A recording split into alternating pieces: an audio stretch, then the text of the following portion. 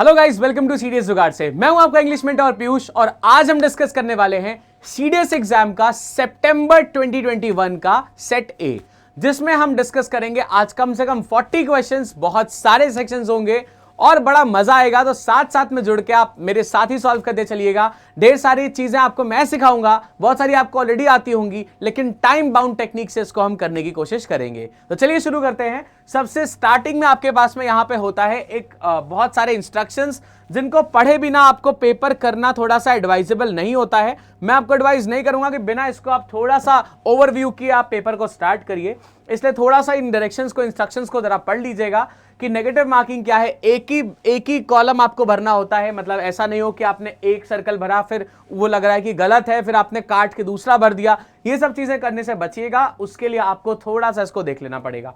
उसके बाद आप आ जाएंगे यहां पे क्वेश्चन नंबर 1 की तरफ, जिसमें आज आपको कंप्लीशन ऑफ सेंटेंस से शुरुआत देखने को मिल रही है। देखो 2021 से बेटा ये कंप्लीशन ऑफ सेंटेंस आपके एग्जाम में इंट्रोड्यूस हो गए हैं। अप्रैल वाले अटेम्प्ट में भी 10 क्वेश्चन थे और यहां पे सितंबर वाले अटेम्प्ट में भी 10 क्वेश्चंस आपको देखने के लिए मिलते हैं। मतलब 2021 से ये एक नई चीज इसमें इंट्रोड्यूस हो गई है। तो चलिए शुरुआत करने से पहले इसके डायरेक्शंस को पढ़ते हैं और देखते हैं ये क्या पूछ रहा है, उसके बाद में करेंगे इन क्वेश्चंस को। डायरेक्शंस कह रहा है the following items have one part of the sentence followed by 4 alternatives, complete the sentences by choosing the correct alternative. ठीक है, अब यहां पे करना यह है कि आपको यहां पे डायरेक्शंस दिए हैं, जिसमें यहां पे एक पार्ट ऑफ सेंटेंस लिखा हुआ है। सेंटेंस का एक पार्ट यहां पे लिखा है, बाकी दूसरा पार्ट जो सेंटेंस का है उसके लिए आपको दिए हैं 4 options A, B, C, D।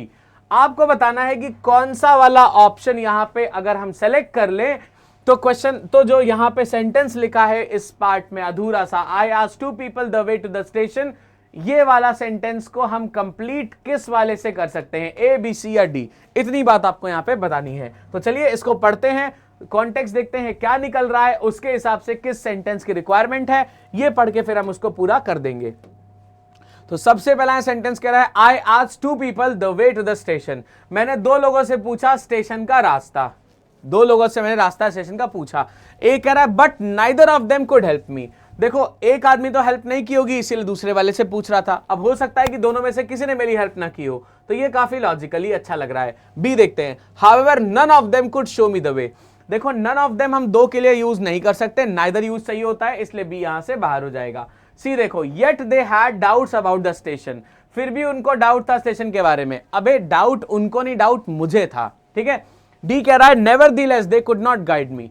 फिर भी वो मुझे गाइड नहीं कर पाए। अब देखो दे कुड नॉट गाइड मी, अब वो बता नहीं पाए हैं। यहां पे कुछ ऐसा तो हो नहीं रहा है कि मैंने स्टेशन का रास्ता पूछा लेकिन फिर भी वो बता नहीं पाए, या मुझे तीसरे से पूछने की जरूरत पड़ गई। अगर ऐसा कुछ कॉन्टेक्स्ट आगे बढ़ रहा होता कि मुझे तीसरे की जरूरत पड़ गई क्योंकि वो दोनों नहीं बता पाए, अब यहां पे वो दोनों नहीं बता पाए, इस कॉन्टेक्स्ट में हम यहां पे बात कर पाते। तो फिर भी वो उन्हें नहीं बता पाए, गाइड नहीं कर पाए मुझे, ये चीज अभी कहना थोड़ा सा मुश्किल है। अगर हम एक ही बात करें, but neither of them could help me, लेकिन उनमें से कोई मुझे हेल्प नहीं कर पाया। So it would be option number A that gets as the correct pair with option, जो ये क्वेश्चन नंबर 1 है। ठीक है बेटा, चलो आगे क्वेश्चन नंबर 2 पे चलते हैं। 2 कह रहा the room was very warm. Room बहुत गर्म था। ठीक है, वार्म है, कोजी है, गर्म है, ये सारे कॉन्टेक्स्ट सेम ही है। सेकंड क्वेश्चन देखें, the room was very warm, इसमें पहला है because the AC was set to moderate temperature. ठीक है, although the AC was set to very cold, ये गलत हो जाएगा, है ना। रूम बहुत गर्म था, though the AC was set to very cold. अब यहां पे हालांकि एसी बहुत कोल्ड पे सेट था। अब ये एकदम से जब बात को मैं जज्बात पलट रहा हूं, तो कुछ तो ऐसा होना चाहिए कि मैं यहां पे जज्बात पलट दूं। जब भी मैं कोई ऐसा जज्बात पलटने वाला काम करूंगा, या तो वो इकलौता सही ऑप्शन होगा तब, या फिर कुछ हिंट होना चाहिए तब। दोनों में से कुछ भी नहीं है, इसलिए बी को मैं यहां पे सेलेक्ट नहीं करूंगा। सी देखो, since the AC was not very warm in its temperature setting. अब यहां पे ये गलत हो जाएगा क्योंकि सिंस से हम एक रीजन देते हैं और यहां पे कह रहा है रूम बहुत गर्म था।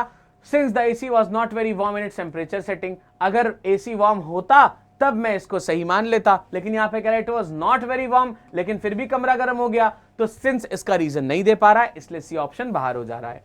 डी देखो, since the AC was in a very low temperature setting, क्योंकि जो एसी था वो बहुत लो टेम्परेचर की सेटिंग में था। ठीक, अब देखो यहां पे अब किस वाले ऑप्शन के साथ अगर हम जाएंगे तो ये बिल्कुल परफेक्टली हमें सेट करके देगा आंसर। देखो, रूम बहुत गर्म था, room was very warm because the AC was set to moderate temperature since the AC was in a very low temperature setting. ठीक, अब किस वाले के साथ जा सकते हैं? देखो, अगर मैं यहाँ पे लो टेम्परेचर की बात करूंगा बेटा, देखिए ध्यान से यहाँ पे समझिए, अगर मैं लो टेम्परेचर की बात करूंगा तो एसी जब लो टेम्परेचर पे सेट होता है तो कमरा क्या होता है? बहुत ज्यादा कोल्ड हो जाता है। ठीक है, लो टेम्परेचर पे कमरा क्या हो जाएगा? ठंडा हो जाएगा। तो अगर एसी वेरी लो टेम्परेचर पे है तो कमरा ठंडा हो गया, तो यहां पे ये चीज बाहर हो गई। बी सी हमने पहले ही बाहर कर दिया था, ए ऑप्शन के साथ चले जाएंगे because the AC was set to moderate temperature. Clear है बात, समझ आ रही है? देखो यहां पे लो देख के आप कंफ्यूज मत होना, क्योंकि टेम्परेचर जैसे ही लो होगा एसी ज्यादा ठंडा करना शुरू कर देगा। एसी का सेटिंग ऐसे होता है। चलो आगे, नेक्स्ट क्वेश्चन नंबर 3 देखो क्या कह रहा है बेटा। थर्ड क्वेश्चन कह रहा है वी कुड लीव टुडे और वी कुड लीव टुमारो। हम आज जा सकते हैं या हम कल जा सकते हैं। अब इसके लिए आगे कौन सा वाला जुड़ेगा उसको देखते हैं। ए बोल रहा है preferring what you want, as you prefer one of the two, depending on what you prefer, whichever you prefer. अब यहां पे देखो दो चीजें लॉजिकल है, सी और डी। ए यहां पे बोल रहा है प्रेफरिंग व्हाट यू वांट, बिल्कुल गलत। As you prefer one of the two, one of the two नहीं लिखते हैं, आइदर ऑफ द लिखते हैं, इसलिए बी बाहर है। सी देखो बोल रहा है depending on what you prefer, depend करेगा कि तुम क्या प्रेफर करते हो, विच एवर यू प्रेफर। ठीक है, हम जा सकते हैं आज या हम जा सकते हैं कल, जो भी चीज तुम प्रेफर करोगे। अब ये बात कहने का बड़ा डायरेक्ट हो गया कि जो भी तुम प्रेफर करो, ये कह रहा है डिपेंडिंग ऑन कि तुम क्या प्रेफर करते हो। हमारा जाना किस पे डिपेंड कर रहा है बेटा? कि तुम क्या प्रेफर करते हो। ठीक है, विच एवर यू प्रेफर, ये चीज थोड़ी सी गड़बड़ है, क्योंकि ये डिपेंडेंसी जब दिखाएगी तो ये बता रहा है कि हमारा जाना किस चीज पर निर्भर करेगा कि तुम क्या प्रेफर करते हो। सो सी वाला is a better way of writing it than option number D, इसीलिए हम सी को लेंगे और डी को थोड़ा सा रहने देंगे। ठीक है बेटा, चलिए थर्ड को यहां से हटाते हैं। क्वेश्चन नंबर 4 देखते हैं। क्वेश्चन 4 कह रहा है Mohan and I could not get into the house because, मैं और मोहन घर में नहीं जा पाए, क्यों ऐसा हो रहा है? देखो, neither of us had the keys, perfect हो सकता है। बी देखेंगे both of us do not have the keys, both of us नहीं लगाते हैं, हम में से किसी के पास नहीं थी तो नॉट लिख गया। बोथ और नॉट एक साथ नहीं लगते हैं तो नाइदर को यूज करते हैं, ए वाला फिर भी प्रेफरेबल है। सी देखेंगे either of us did not have the key, नहीं लगाते हैं, neither of us did have the key. अब यहाँ पे डिड हैव द कीज गलत है, यहाँ पे हैड द कीज लगाएंगे क्योंकि हम घर में नहीं जा पाए थे। Neither of us had the keys, neither of us did not have the key नहीं लगाते हैं, नाइदर के साथ में नॉट फिर से नहीं लगाता है। So neither of the us had the keys, neither के साथ में neither of us did have the keys, ये तरीका गलत है लिखने का। So D is out, option number A fits best, neither of us had the keys यहां पे ले लेंगे। ठीक है, डिड हैव द कीज का गलत यहां पे यूज हुआ है। चलो कौन सा वाला ऑप्शन? ऑप्शन नंबर ए के साथ जाना पड़ेगा, neither of us had the keys. चलिए क्वेश्चन नंबर 5 पे आते हैं। There are many good hotels you can choose to stay in, many of them, any of them. देखो बहुत सारे होटल्स हैं लेकिन सब में तो नहीं रह सकते, ए वाला बाहर हो गया। फिर एनी ऑफ देम, बहुत सारे हैं तो आइदर नाइदर नहीं लगा सकते हैं, एनी यहां पे अच्छा प्रेफरेंस है, बट फिर भी चलिए रीड करते हैं सी और डी ऑप्शन को। सी और डी ऑप्शन क्या कह रहे हैं? There are many good hotels you can choose to stay in, option में क्या क्या है हमारे पास में, देखते हैं जरा दो और ऑप्शंस। आइदर ऑफ देम नहीं हो पाए क्योंकि बहुत सारे हैं तो आइदर नहीं लग सकता। ऑल ऑफ देम, एक साथ सब में नहीं रह सकते, कौन सा हो जाएगा? एनी वन ऑफ देम बेटा। तो इसका क्वेश्चन नंबर 5 का आंसर हो जाएगा option number B, that is any of them, है ना, any one of them. Option number B के साथ जाएंगे क्योंकि जब भी कभी होटल में रहने की बात हो रही है तो एक में एक टाइम पे ही रहोगे तो एनी ऑफ देम को हमें सेलेक्ट करना पड़ेगा। आइदर और नाइदर किस हिसाब से बाहर हो रहे हैं? क्योंकि यहाँ पे होटल्स दो नहीं है, और जब भी चीजें दो की तरह कन्फाइंड नहीं होती हैं हम कभी भी आइदर और नाइदर को नहीं लगा सकते हैं। क्वेश्चन नंबर 6 देखेंगे। The bus service is very good, there is a bus dash. ठीक है, बस सर्विस बहुत अच्छी है, देयर इज अ बस आफ्टर 10 मिनट्स, इन 10 minutes, before 10 minutes, every 10 minutes. ठीक, अब देखो इसमें कौन से वाले के साथ प्रेफरेंस कर सकते हैं। देखो देयर इज अ बस आफ्टर 10 मिनट्स, 10 मिनट के बाद बस है। अब इस वजह से आप सिर्फ बस सर्विस को नहीं अच्छा कह सकते। आफ्टर 10 मिनट्स, 10 मिनट के बाद बस है, ये नहीं बोला जाना है। बोला जाना है कि हर 10 मिनट के बाद में बस है, तब सर्विस अच्छी होगी। बात समझ आ रही है? इन 10 मिनट्स, 10 मिनट में बस है। अब इस चीज से सर्विस तो अच्छी नहीं हो सकती है। बिफोर 10 मिनट्स गलत बात है। एवरी 10 मिनट्स, हर 10 मिनट पे जब बस आपको मिलेगी तब बस सर्विस अच्छी होती है। ये बेटा कॉमन सेंस से आपको आ जाएगा। ठीक है, इसके लिए बहुत ज्यादा रॉकेट साइंस नहीं चाहिए। सो आफ्टर 10 मिनट्स नहीं, आफ्टर एवरी 10 मिनट्स होता तब भी हम इसको प्रेफर कर लेते। सो एवरी 10 मिनट्स के बारे में यहाँ पे बताएंगे तब ये सही होगा, इसलिए ऑप्शन नंबर डी के साथ जाना पड़ेगा। Let's get to question number 7। We live near a busy airport, the planes fly. हम एक बिजी एयरपोर्ट के साथ में रहते हैं या उसके आसपास में रहते हैं। The planes fly near our house, by our house, over our house या अराउंड आवर हाउस। अब यार देखो, ये तो बहुत कॉमन सेंस वाली चीज भी है।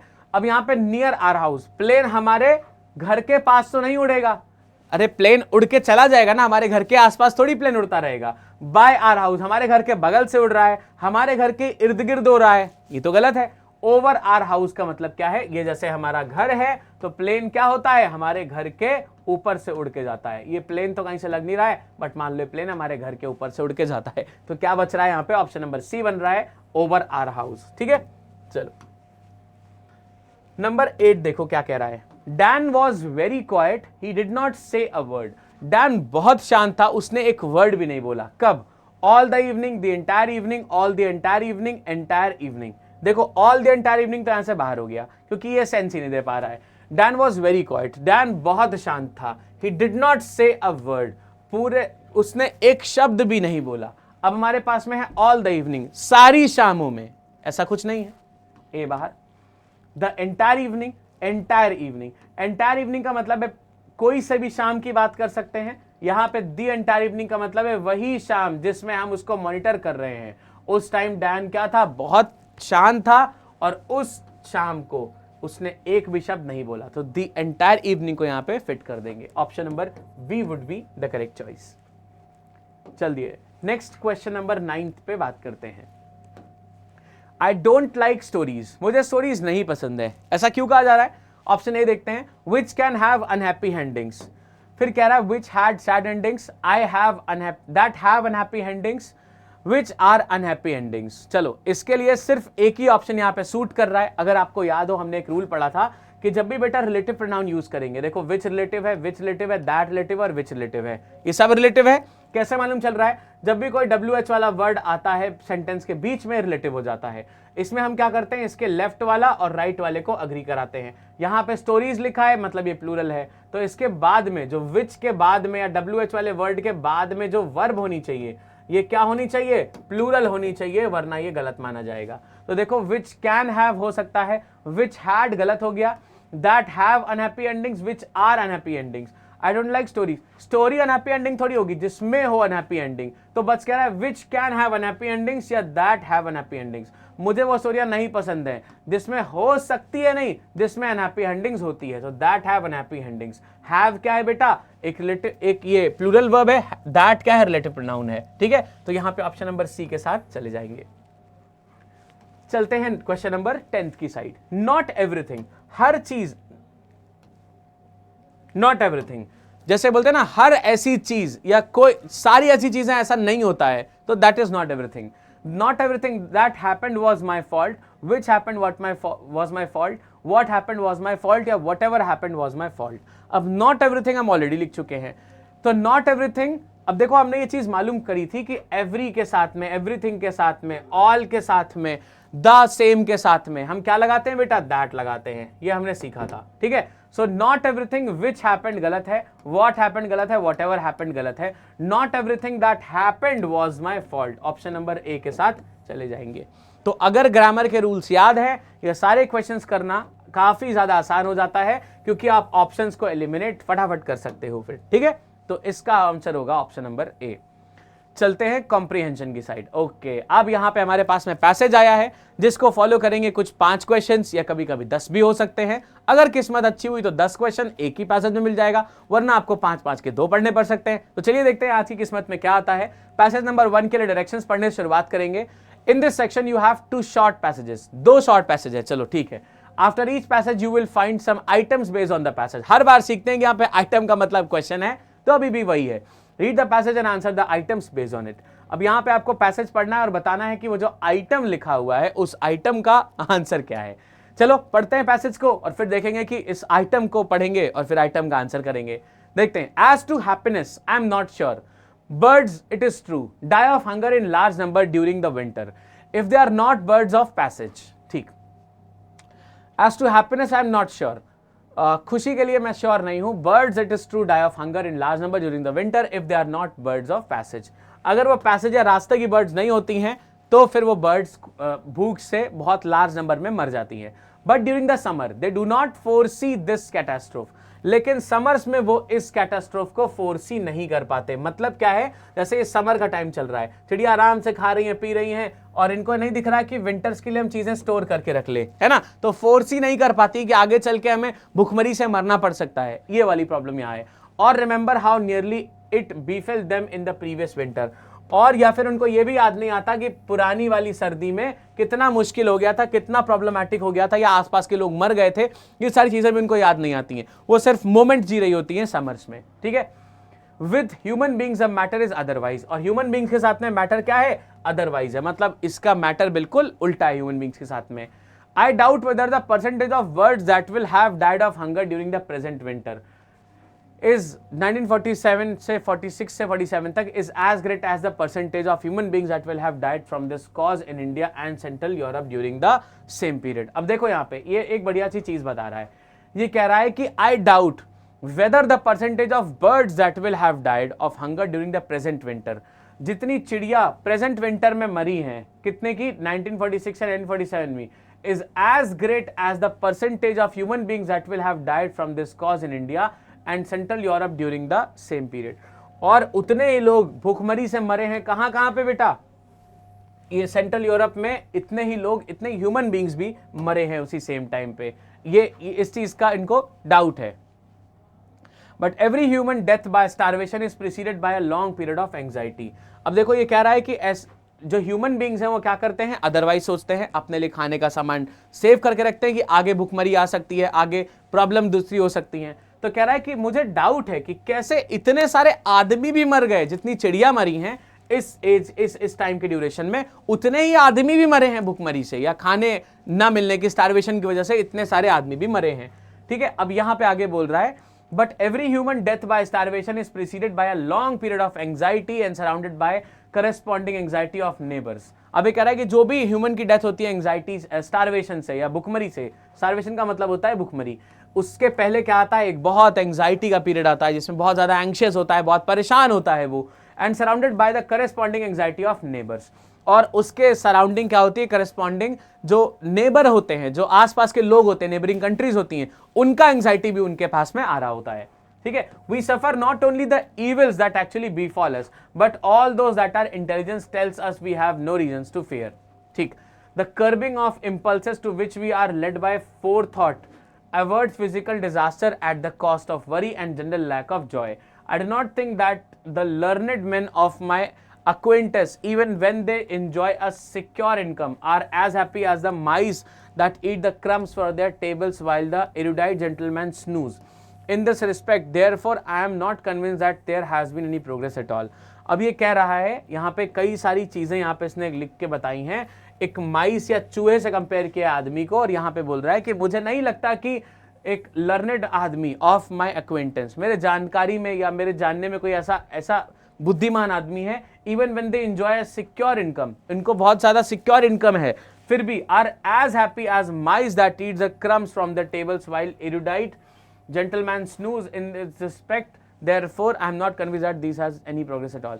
कह रहा है कि जो चूहा होता है, जब जैसे वो आदमी जो बहुत अच्छी इनकम पा रहा है, वो जब सो रहा है तो चूहा जो टेबल से उठा के ब्रेड क्रम्स को खा के इतना खुश होता है, उतना वो आज आदमी एक सिक्योर इनकम को पा के भी खुश है. मुझे नहीं लगता कि ऐसा होता होगा. तो फिलहाल यहाँ पे कंपैरिजन हो रहा है between the birds, between the animals and between human beings. तो ये अपनी जो इनसिक्योरिटी इसको कैसे नहीं देख पा रहे हैं और किस तरीके से परेशान रहने के बाद भी ये चीजें मतलब एक डिजास्टर में इसको टर्न कर दे रही है, ये सारे बहुत सारे कॉन्टेक्स्ट लिखे हुए हैं. अब क्वेश्चंस पढ़ने के बाद देखेंगे कि कौन सी चीजों पे थोड़ा सा वापस हमें रिवाइज करके वापस से चलना है. So 11 says the birds die of hunger in winter because. Bird जो है वो विंटर में क्यों मर जा रही हैं, क्यों उनकी डेथ हो जा रही है, इस चीज पे बात करना है. They do not move to warmer places, people do not feed them, they do not get the food of their choice. बेटा देखो, पीपल फीड उसको कभी नहीं कर रहे थे तो अभी भी नहीं कर रहे हैं, तो बी बाहर है. सी कह रहा है they do not get the food of their choice, अपने चॉइस का फूड नहीं मिलता. कहीं पे भी चॉइस नहीं बोला गया है, फूड के कॉन्टेक्स्ट में बात करी जा रही थी वो ठीक है, लेकिन फिलहाल यहाँ पे उनको क्या हो रहा है, चॉइस वाली कोई बात नहीं कही है, they are too young to get the food. अब ये भी बात बाहर है, ए वाले के साथ चलना पड़ेगा, इसका मतलब है बी सी डी जब गलत ही है भाई तो ए ही बच रहा है, they do not move to warmer places, है ना। जब उनको पता होता है कि मतलब पिछले विंटर में ऐसा कैटास्ट्रोफ हो चुका है, तब भी वो एक वार्म प्लेस में नहीं जाती हैं, खाने का फूड इकट्ठा नहीं करती हैं, ये सारी रीजंस यहाँ पे होते हैं। So only A fits as per the context of the passage. So 11 जाएगा ऑप्शन नंबर ए के साथ में। Let's get to question number 12। The birds do not foresee the catastrophe because they, जो बर्ड्स हैं, जो चिड़ियां हैं, वो ऐसा कैटास्ट्रोफ को नहीं देख पाती हैं, क्यों भाई? जो आपदाएं, जो विपदाएं आ रही है उसको बर्ड्स नहीं देख पाती हैं, ऐसा क्यों हो रहा है? Cannot predict an accident, overlook a difficult situation, cannot express a sudden disaster, ignore the problems. क्या हो सकता है? देखो यहां पे cannot predict an accident, accident की तो बात नहीं है क्योंकि कैटास्ट्रोफ है, बुरी तबाही जो है। Overlook a difficult situation, overlook नहीं करती हैं, उस टाइम पे तो देखती हैं उस चीज को, लेकिन फोर्स ही नहीं कर पाती हैं, बहुत दिनों तक वो एक्सपेक्ट नहीं कर पाती कि ऐसा भी हो सकता है ना। So birds do not foresee the catastrophe because they can not expect a sudden disaster, ignore the problems. Ignore नहीं कर रही प्रॉब्लम्स, उस टाइम पे तो सॉल्व कर रही हैं, आगे चल के यहाँ पे जो प्रॉब्लम्स हो रही हैं उनको वो लोग नहीं देख रहे, तो can not expect a sudden disaster, इस चीज में हमें चलना पड़ेगा। चलिए नेक्स्ट चलते हैं क्वेश्चन नंबर 13 की side. Human beings can not be happy because they, human beings खुश नहीं रह पा रहे हैं, किस लिए, क्या रीजन है इसका? Do not get time to enjoy, बिल्कुल नहीं, ऐसा पैसेज में नहीं बोला है। Be worry too much about their work, ऐसा भी कहीं नहीं बोला है कि बहुत ज्यादा काम का टेंशन रहता है। आर नॉट हेल्दी, बहुत हेल्दी नहीं है। Worry too much about future, और ये अपना जो फ्यूचर है इसके लिए बहुत ज्यादा परेशान रहते हैं। तो देखो बेटा, आर नॉट हेल्दी भी नहीं लिखा गया है, डी वाले के साथ अल्टीमेटली जाना पड़ेगा क्योंकि ए, बी और सी तो बाहर हो चुके हैं। Worry too much about future. अब देखो, अगर हमने एक एग्जांपल जो पढ़ा था, चूहा ब्रेड से उठा के खा रहा था, जो ब्रेड उठा के टेबल से खा रहा था, वो कह रहा है चूहा बहुत खुश है कि ब्रेड से टेबल मिल गई, सॉरी टेबल से ब्रेड मिल गई, खा लिया, पेट भर गया, मजा आ गई। लेकिन वही एक हैंडसम सैलरी कमाने वाला आदमी जो सो रहा है, उसको उतनी ज्यादा खुशी नहीं कि भाई मेरे पास पैसा भी है, कल भी मेरा सिक्योर है, बट फिर भी वो खुश नहीं है। क्लियर? तो यही चीज बोली जा रही है, इसलिए worry too much about future के कॉन्टेक्स्ट में हम आंसर को कर लेंगे। 14th नंबर क्वेश्चन देखिए ध्यान से। Which one of the following is the antonym of the word erudite in the passage? erudite का मतलब होता है बेटा, पैसेज में लिखा हुआ है learned। erudite का मतलब लिखा है learned, या जिसको स्कॉलर भी बोल सकते हैं, है ना, मतलब जो बहुत ज्यादा काबिल है या जिसको पढ़ाई लिखाई का बहुत ज्यादा ज्ञान है या नॉलेज है, उसको erudite यहाँ पे एक्सप्रेस किया गया है। learned वर्ड एक जगह लिखा भी हुआ है, मैं आपको दिखाता हूं अभी, लेकिन इसका मुझे बताना है एंटोनिम। याद रखो, इसका एंटोनिम बताना है। erudite का जो लर्नेड है ये क्या हो गया, इसका सिनोनिम हो गया। फिर इसका यहाँ पे लॉजिकल क्या हो गया, यहाँ पे लॉजिकल हो गया, इसका सिनोनिम हो गया। क्वालिफाइड भी इसका सिनोनिम हो गया। इल एजुकेटेड का मतलब है जो पढ़ा लिखा नहीं है, जिसके पास ज्यादा ज्ञान नहीं है, बुद्धि नहीं है। तो कौन से ऑप्शन के साथ जा सकते हैं? इसमें जाना पड़ेगा ऑप्शन नंबर बी के साथ में। लर्नेड इसका भाई है, लॉजिकल इसका भाई है, क्वालिफाइड इसका भाई है। बताना था एंटोनिम, तो चले जाएंगे option number B, that is ill educated. जो पढ़ा लिखा ही नहीं है, जिसके पास ज्ञान नहीं है, जिसके पास बुद्धि ज्यादा नहीं है, वो हो जाएगा इसका ऑपोजिट मीनिंग। 15 क्वेश्चन देखेंगे। Which one of the following is the central theme of the passage? इस पैसेज की सेंट्रल थीम क्या है? क्या लगा सकते हैं कि क्या चीज अगर हम पढ़ें तो पता चल जाएगा कि कैसे कैसे चीजें हुई हैं। देखो, life of the birds and the माइस, बिल्कुल बाहर, क्योंकि आदमी को भी इंक्लूड किया है। Starvation of India and central Europe, नहीं ऐसा नहीं है। प्रोग्रेस ऑफ मैनकाइंड, डिजास्टर्स इन, इतना देखो, इतने की बात नहीं कही है, इससे फिर हमने पूरे को कंपेयर किया है, ये सिर्फ एक कॉन्टेक्स्ट था, तो डी बाहर, क्या बच रहा है? सी, प्रोग्रेस ऑफ मैनकाइंड। आदमी ने कैसे कैसे प्रोग्रेस कर ली है, बट फिर भी आदमी परेशान होने के चक्कर में इतना कम खुश है, मतलब उससे कम खुश है जितना चूहा एक टेबल से ब्रेड उठा के खा के उस टाइम का गुजारा करके खुश है, उससे भी कम आदमी खुश है। So it's about the progress of Mankind, but still it's not that much progress in terms of being happy. देखो यहाँ पे 16th क्वेश्चन के लिए पैसेज नंबर 2 पढ़ना पड़ेगा, ध्यान से पढ़ते हैं इसको, फिर करेंगे क्वेश्चंस इसके। देखिए, more than 8 months after the national lockdown was announced in late March, urban India is learning to live with the कोविड-19 पैंडेमिक्स। ठीक, अब यहां पे बात हो रही है यही जो आपका लॉकडाउन लगा था, जो कोविड आया, उसी का पैंडेमिक का जो लॉकडाउन लगे थे, उसी कॉन्टेक्स्ट में बात हो रही है। मेरे ख्याल से जितने भी लोग इस पैसेज को पढ़ रहे हैं मेरे साथ में, वो सब इस चीज को उसी सेम तरीके से रिलेट कर पा रहे होंगे बेटा। तो चलिए, मोर than 8 months after the national lockdown was announced, 8 month से ज्यादा हो गए नेशनल लॉकडाउन जब अनाउंस हुआ था लेट मार्च में। Urban India is learning to live with the कोविड-19 पैंडेमिक। अर्बन इंडिया जो है ना, जो अर्बन इंडिया है, रूरल नहीं, अर्बन इंडिया मतलब शहर की जो इंडिया है, शहर वाले जो शहरीकरण जहां पे हो चुका है वो कोविड-19 पैंडेमिक की साथ में जीना सीख चुका है, मतलब सीख लिया है कि कैसे कम लोगों से बात करना है, मास्क पहन के रखना है, कम इंटरैक्ट करना है, झुंड में नहीं जाना, ये सब चीजें धीरे धीरे सीख लिया है। In fact indicating a positive outlook for the future, और इस तरीके से अपनी जो बिहेवियर में उन्होंने चीजें बदल ली हैं या अपना बिहेवियर उस तरीके से बना लिया है, उससे ये फ्यूचर के लिए भी इंडिकेशन दे रहा है कि भैया फ्यूचर में भी हमको ऐसा प्रॉब्लम नहीं आएगा। इस सब चीज से हम लोग बहुत ज्यादा यूज्ड टू अब हो चुके हैं। ठीक है, for the future, many survey respondents in a recent survey say that they plan to return to pre-lockdown levels of shopping, personal grooming, going to cinemas and socializing as pandemic fears continue to recede. अब ये कह रहा है कि in fact indicating a positive outlook for the future, many survey respondent in a recent survey say that they plan to return to pre-lockdown levels. अभी कह रहे हैं कि बहुत सारे respondents क्या कह रहे हैं कि recent survey में क्या बोला है कि वो प्लान कर रहे हैं कि वापस जैसे प्री लॉकडाउन था, मतलब लॉकडाउन के पहले जैसे चीजें थी वैसे ही शॉपिंग को करा जाए, पर्सनल ग्रूमिंग को किया जाए, going to cinemas and socialising as pandemic fears continue to recede. और पैंडेमिक जो फियर है, जो पैंडेमिक फैल सकता है, इससे लोग मर जाएंगे, बीमार हो जाएंगे, कोविड फैल जाएगा, ये सब चीजें जैसे जैसे कम होने लगी हैं तो लोगों ने शॉपिंग करना, ग्रूमिंग करना, सोशलाइज होना, ये सारी चीजें भी वापस से शुरू कर दी हैं जैसे कोविड आने से पहले था। और आज के डेट में अगर आप देखो तो कहीं पे भी कोविड का नामो निशान नहीं है, और ये चीजें, इस चीज से हम ऑलरेडी फाइट बैक कर चुके हैं। सो अल्टीमेटली अब लोग वापस उसी तरीके से हो गए जैसे कोविड आने से पहले थे। चलो, so the survey findings highlight that the suppression of consumer demand because of fears of job losses and salary cut should be coming to an end. कह रहा है the survey findings highlight that the suppression of consumer demand, जो consumer demand कम हो गई थी because of fears of job losses, है ना, जॉब लॉसेज के चक्कर में और सैलरी कट्स के चक्कर में, could be coming to an end, और इस चीज का अब अंत आ चुका है। Increasingly urban Indians are showing increase confidence about the future of the economy, और जो अर्बन इंडियंस हैं वो लोग क्या शो कर रहे हैं कि फ्यूचर ऑफ इकोनॉमी बहुत अच्छा है, और बहुत ज्यादा कॉन्फिडेंस शो कर रहे हैं कि मतलब फ्यूचर में इकोनॉमी जो है वो बूस्ट करेगी, राइज करेगी या सर्ज करेगी। This could be an indicator of the possible pent up demand. अब ये क्या है, पेंट अप डिमांड का एक बहुत अच्छा इंडिकेशन या हिंट है that several economist have been talking about, और इसके बारे में बहुत सारे इकोनॉमिस्ट भी बात कर रहे थे। A demand that could be unleashed once a vaccine is developed and distributed, or when there are signs of pandemic spread reducing to negligible levels of vanishing totally.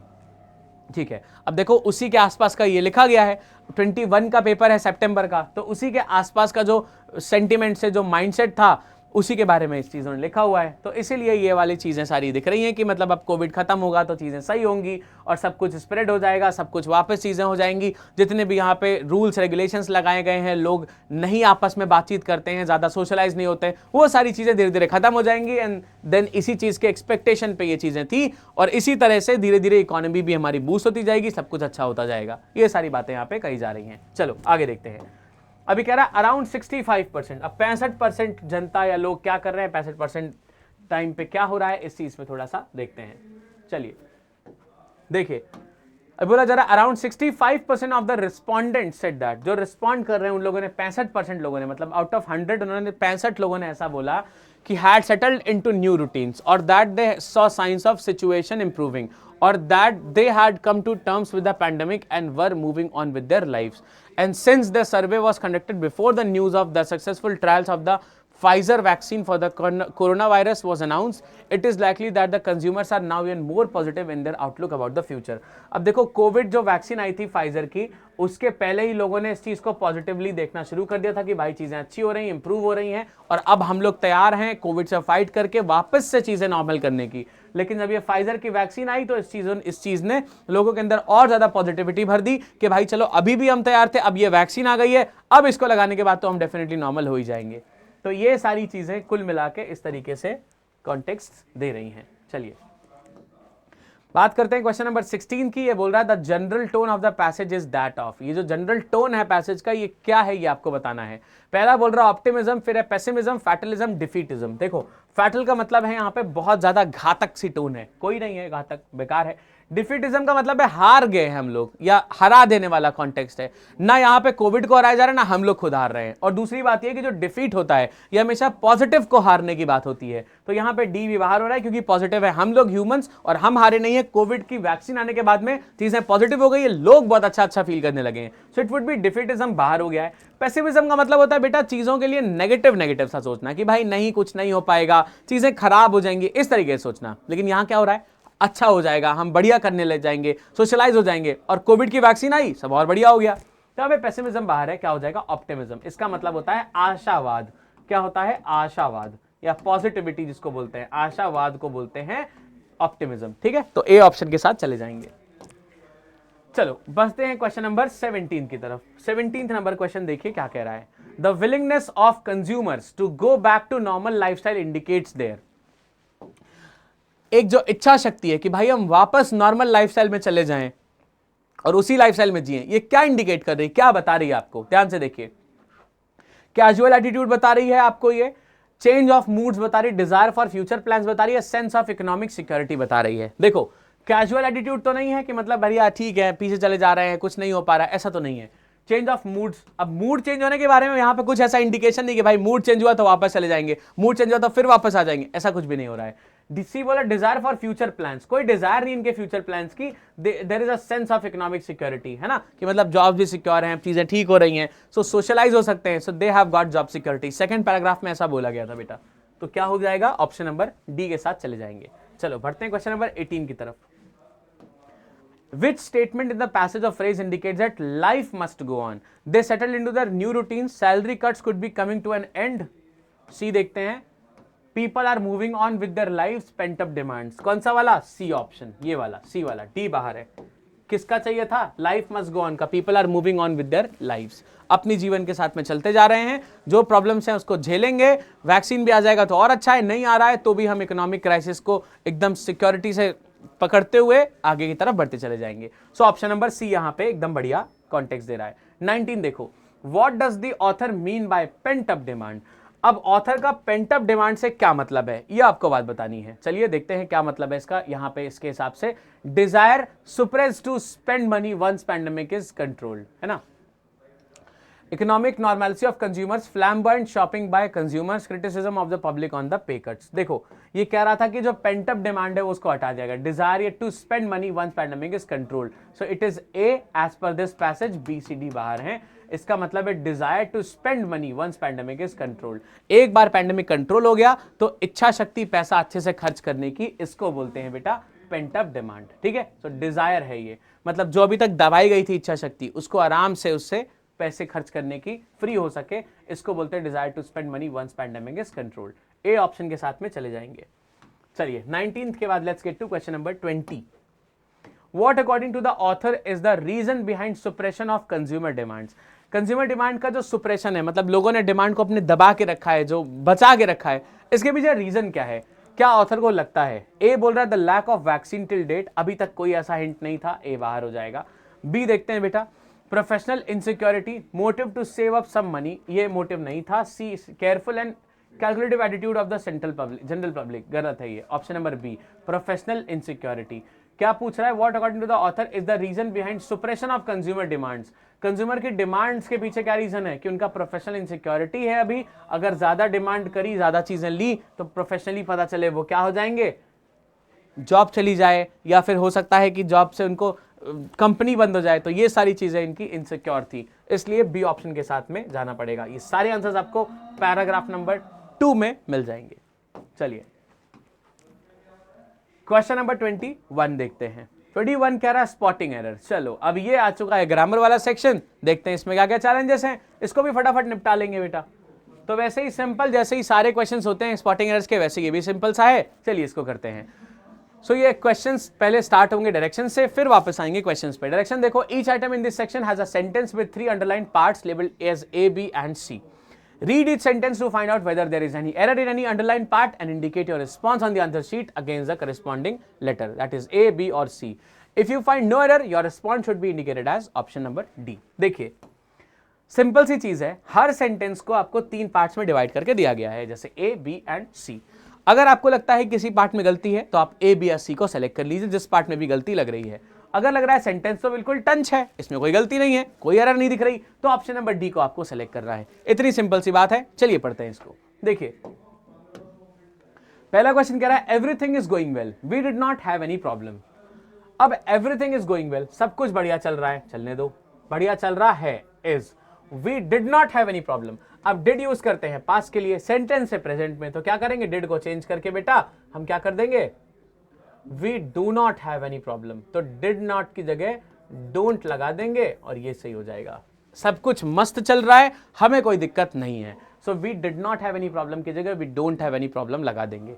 अब आपको ये लग रहा होगा कि यहां पे मैंने इज की जगह ये भी तो कर सकता था, एवरीथिंग वेंट वेल भी तो लगा सकता था, तब भी सेंटेंस सही हो जाता। तो ए पार्ट में गलती क्यों नहीं लगाई, तो समझो इसको ध्यान से।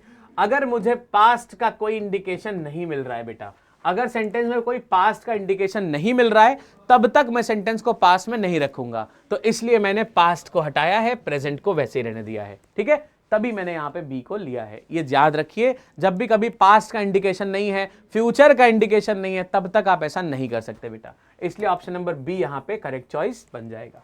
ठीक है, चलो ऑप्शन नंबर, क्वेश्चन नंबर 21 के बाद let's get to question number 22।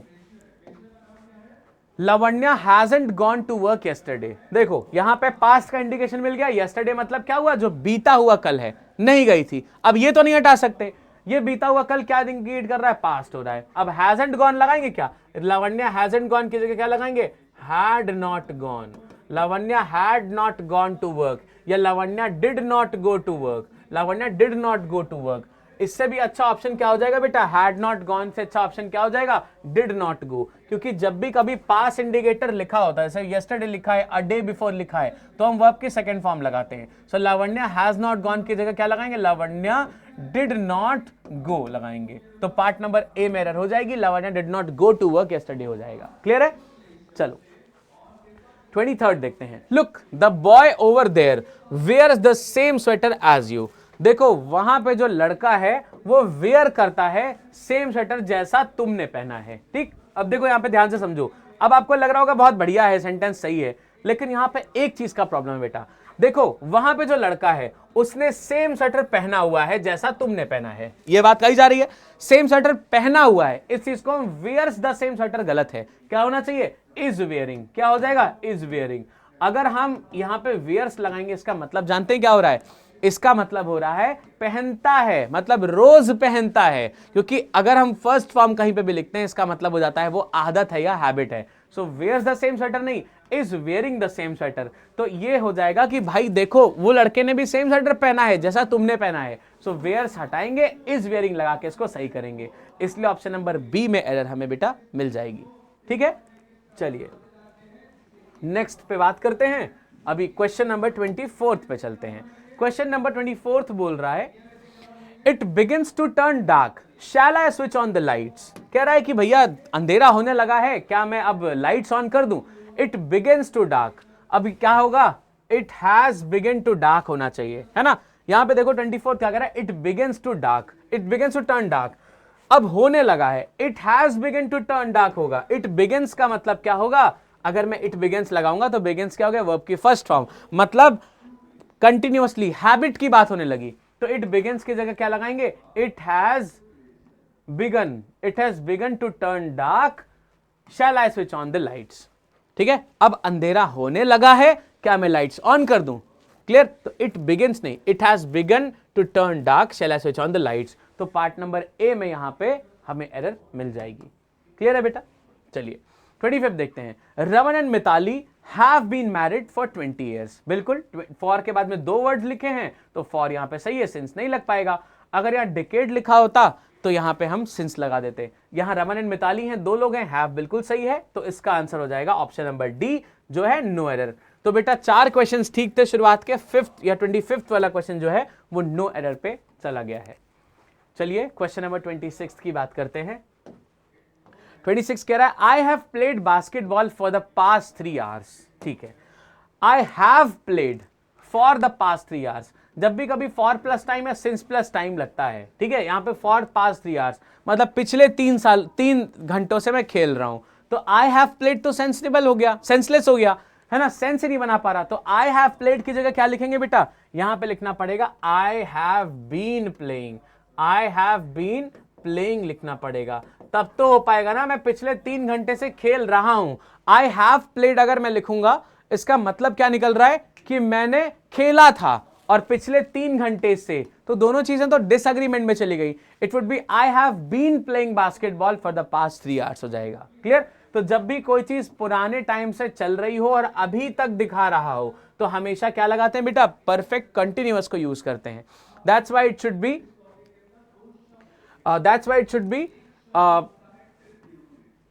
Past perfect continuous. तो यहां पे सॉरी, यहां पे प्रेजेंट परफेक्ट की जरूरत है। It should be I have been playing basketball for the past 3 hours. Have played यहां पे गलत है बेटा। चलो अब आता है 27 की तरफ। 27 कह रहा है Jamila had a book in front of her but she did not read it. Jamila के पास में बुक थी लेकिन उसके सामने, लेकिन उसने उसको रीड नहीं किया। ठीक, ध्यान से देखो, Jamila had a book in front of her, Jamila के पास एक बुक थी, हैड मतलब past, but she did not read it, लेकिन उसने उसको पढ़ा नहीं। क्या हो जाएगा यहाँ पे 27 में, गलती देखो बड़ी माइनर सी की है। जामिला के पास बुक थी, मतलब ये क्या है, वर्ब की सेकंड फॉर्म। ठीक, लेकिन उसने उसको पढ़ा नहीं था। But she did not read it गलत है। क्या हो जाएगा, but she had not read it, but she had not read it. Did not क्यों नहीं बेटा, क्योंकि यहां पे ये भी V2 हो जाता। अगर मैंने डिड लगाया था तो ये V2 हो जाता, और 2 बार एक ही सेंटेंस में V2 नहीं लगाते हैं। एक V2 होता है और दूसरा वाला क्या होता है बेटा, दूसरा वाला होता है हैड प्लस V3। तो had not read red, red कर देंगे, आंसर हो जाएगा। ठीक है, 28 वाला देखिए ध्यान से। 28 क्वेश्चन कह रहा है when she heard the news she hasn't been very pleased. जब उसने न्यूज पढ़ा तो वह बहुत ज्यादा खुश नहीं हुई। अब इसको जरा सा देखते हैं यहाँ पे, when she heard the news, जब उसने न्यूज पढ़ा, she hasn't been very pleased. अब यहाँ पे हर्ड क्या है, पास्ट की बात कर रहा है, ये पास्ट की बात कर रहा है।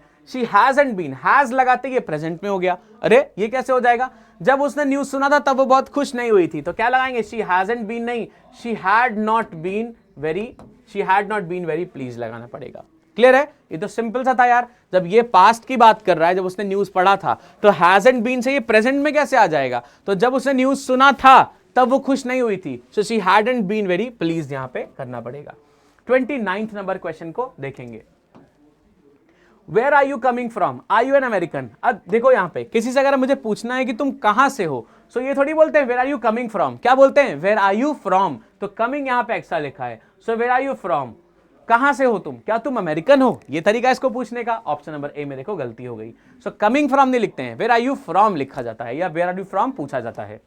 30th क्वेश्चन देखिए, I went to Canada a few years ago for a holiday. मैं कुछ साल पहले कनाडा गया था एक छुट्टी बिताने के लिए। So I went to Canada a few years ago for a holiday. इसमें कौन सा वाला ऑप्शन ले सकते हैं, देखो मैं कनाडा गया था, कनाडा में ए एंड द कुछ नहीं लगेगा, बिल्कुल सही है। अ फ्यू ईयर्स अगो मतलब कुछ साल पहले, अ फ्यू सही है। फॉर अ हॉलीडे एक छुट्टी बिताने गया था, मतलब सेंटेंस में कोई गलती नहीं है। ऑप्शन नंबर डी के साथ हम चले जाएंगे बेटा। ठीक है, सो आज के लिए इतने ही क्वेश्चंस रखते हैं। नेक्स्ट क्लास में डिस्कस करेंगे इसके आगे के क्वेश्चंस, क्योंकि काफी लंबी हो रही है क्लास। उसके बाद में करेंगे next questions and then third part में इस पेपर को हम वाइंड अप कर देंगे। तब तक के लिए अपना ध्यान रखिए, पढ़ाई बढ़िया से करते चलिए, सारे क्वेश्चंस के रीजंस को जाना करिए और अपने रीजन से मैच किया करिए, तब नई नई चीजें सीखने को मिलेंगी। मिलते हैं नेक्स्ट क्लास में, तब तक के लिए ध्यान रखिए। जय हिंद।